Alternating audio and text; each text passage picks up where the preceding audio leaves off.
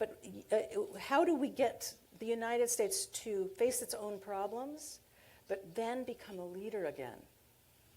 Why don't you go first this time? Gee, I was just copying what you were saying. This makes it more difficult. Look, this is what I think. The bottom line is that I don't think the real change that we need is going to take place in the U.S. Senate or in Washington. It's going to take place in what our very brave guests here are doing all over the world. It's going to take place at the grassroots level, from one end of this country to the other. And what I mean by that, and as I have said many times, I don't mean to get into intricacies of American politics. I think in many ways, Donald Trump did not win the election. The Democratic Party lost the election. And that means we have got to revitalize the Democratic Party, make it a grassroots party, bring together black workers and white workers and Latino workers and Asian American and Native American workers. I think we can do that. I have spent a lot of my time recently not going just to blue states, but going to conservative states.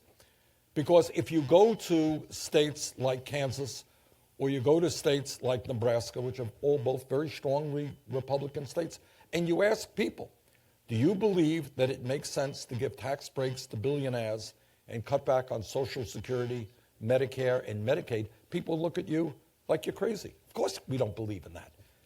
So our job is to go into 50 states in this country to bring people together around a progressive agenda, which has the courage to do what Democrats historically have not had the courage to do.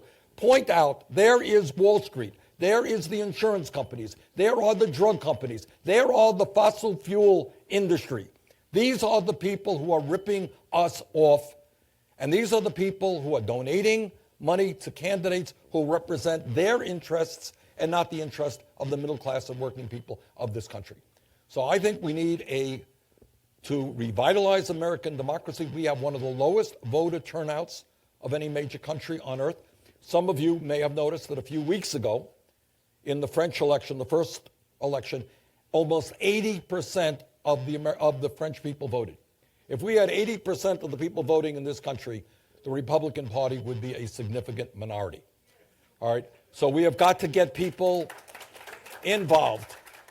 And you do that by being honest about the real problems they face and come up with real solutions. Can you all see why I voted for him?